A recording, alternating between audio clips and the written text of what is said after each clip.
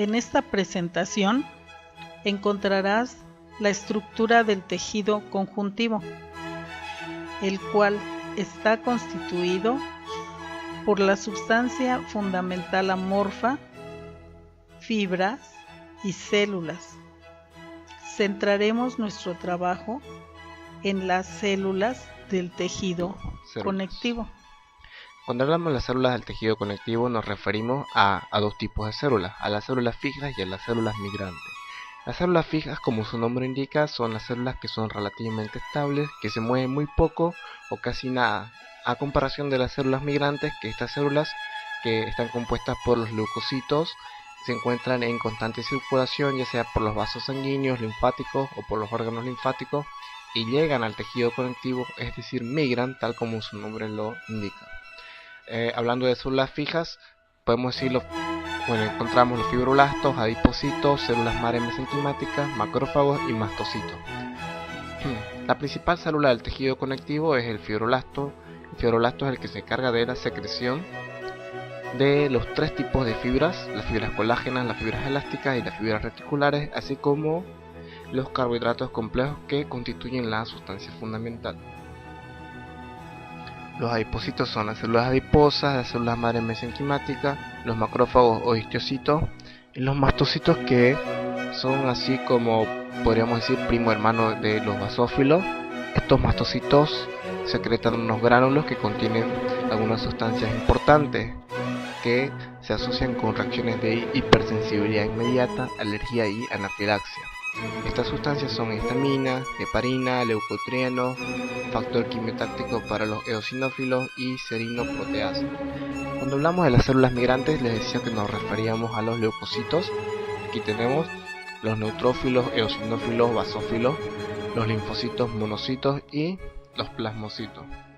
Brevemente les puedo decir que los leucocitos se dividen en granulocitos y agranulocitos. Esta división es por la presencia de gránulos secundarios o específicos dentro de su citoplasma.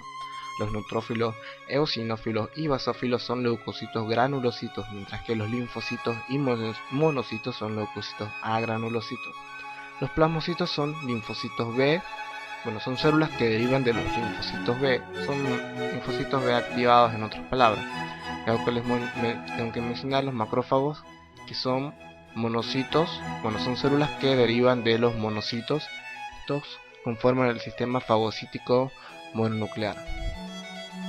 Vamos con la primera célula, los fibroblastos.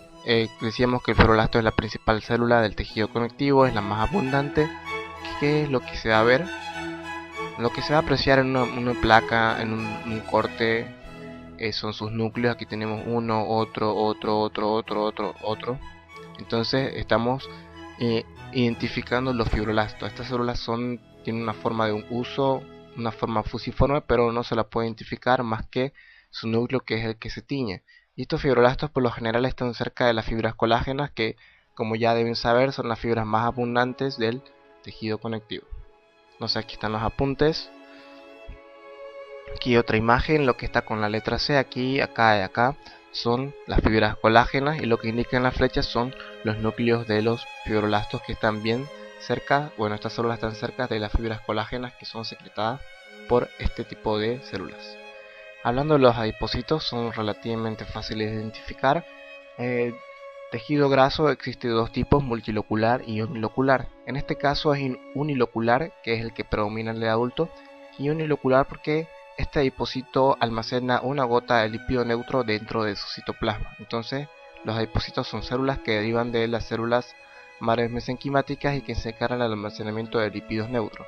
En este caso de acá son adipocitos que pertenecen al tejido graso unilocular. Entonces cumplen varias funciones aparte de almacenar lípidos, también como síntesis de hormonas, mediadores de la inflamación y factores de crecimiento.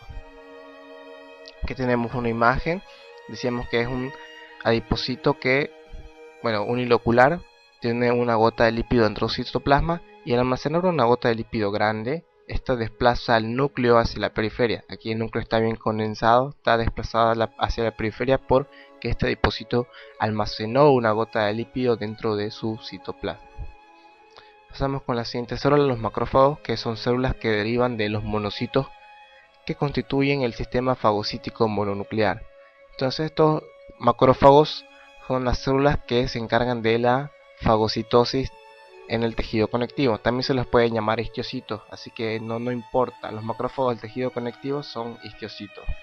Entonces se encargan de la fagocitosis. Estos macrófagos cumplen un papel importante en las reacciones de la respuesta inmunitaria y actúan como células presentadoras de antígenos. Un antígeno es una sustancia que es capaz de ocasionar una respuesta inmunitaria en el organismo.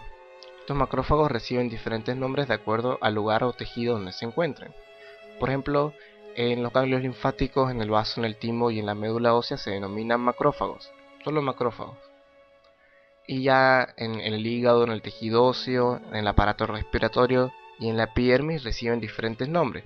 En el hígado, células de Kupffer, osteoclastos; en el tejido óseo, macrófagos alveolares; en el pulmón y células de Langerhans en la epidermis. A lo que no puse acá, los macrófagos del tejido cartilaginoso se denominan condroclastos, no se van a olvidar. Entonces, macrófagos en linfáticos, vaso, timo, médula ósea; células de Kupffer en el hígado; osteoclastos en el tejido óseo; condroclastos en el tejido cartilaginoso; macrófagos alveolares en el pulmón y células de Langerhans en la epidermis. Pasamos con las células migrantes, que son las células que se encuentran en constante movimiento y que llegan al tejido conectivo.